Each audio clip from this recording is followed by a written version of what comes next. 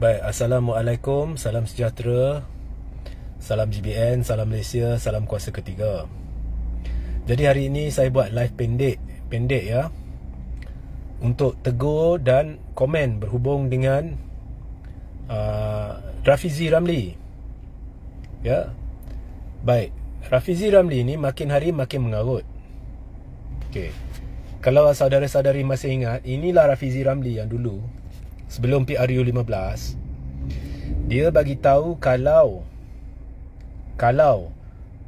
PH bekerjasama dengan BN, dialah orang pertama yang akan bersuara. Jadi dia beri keyakinan kepada rakyat, tak mungkin kerjasama. Itu hanya propaganda ya, untuk cuba lemahkan PH. Kalau bekerjasama, saya orang pertama yang akan bersuara. Lepas PRU 15, Anwar dan Zahid mainkan naratif-naratif palsu untuk halalkan kerjasama mereka. Zahid pula perdaya ahli-ahli Parlimen BN dan Yang di-Pertuan Agong sendiri untuk bantu naikkan Anwar sebagai Perdana Menteri. Lepas kerjasama itu berlaku, suara Rafizi tak kedengaran. Lepas beberapa minggu pula, dia sendiri cuba halalkan kerjasama tu dengan naratif palsu. Inilah Rafizi Ramli. Katanya sebelum PRU 15, dulu-dulu kalau tanya Rafizi, jangan salahkan peniaga. Sekarang ni lebih kurang dia salahkan peniaga, kononnya naik harga. Bila tanya, orang tanya macam mana boleh salahkan peniaga, dia kata harga bahan mentah dah turun tapi peniaga tak turun harga barang. Itu pembohongan. Dan itulah Rafizi Ramli. Kemudian formula dia semuanya tak masuk akal. Kalau harga barang dalam harga makanan tinggi, pulaukan kedai itu. Peniaga tak ada pilihan, terpaksa naikkan harga sekiranya bahan mentah harga dia tinggi, daripada cuba mencari jalan penyelesaian untuk membawa turun harga barang mentah. Rafizi hanya memberi persepsi kononnya ini masalah peniaga. Ini sesuatu yang buruk buat perniagaan di Malaysia dan menunjukkan Rafizi sebenarnya tidak tahu apa yang patut dibuat. Sebelum PRU 15, kata Rafizi harga minyak boleh dibawa dengan mudah turun ke 1.8 ringgit dengan formula tertentu tanpa menjejaskan negara.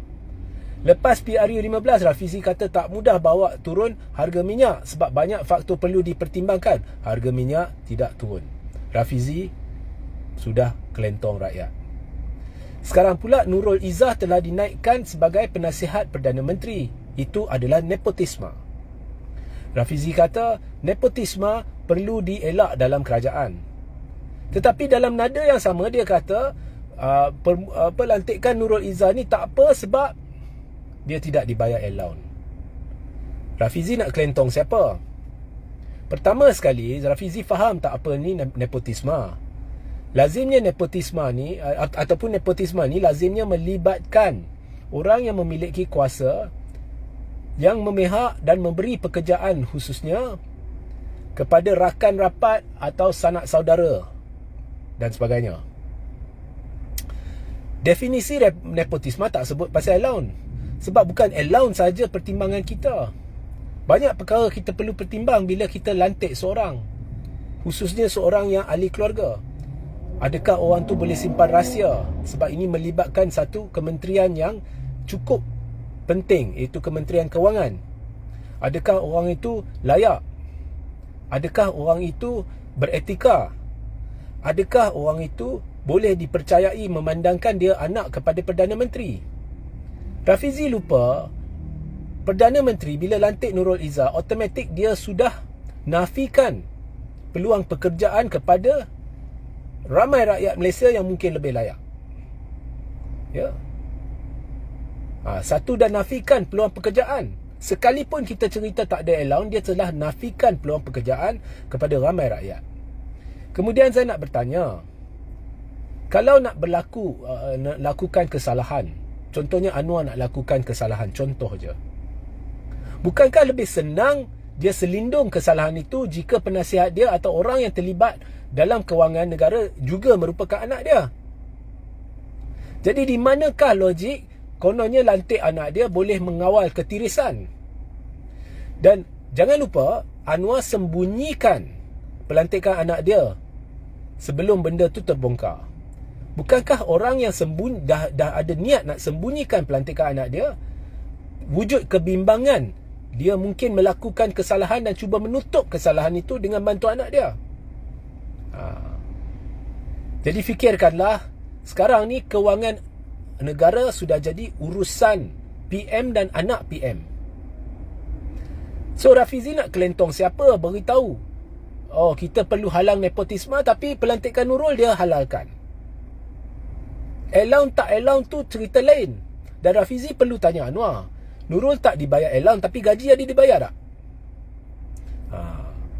Kemudian Nurul kalau melibatkan satu urusan rasmi, ianya semestinya turut melibatkan kaki tangan Jabatan Perdana Menteri.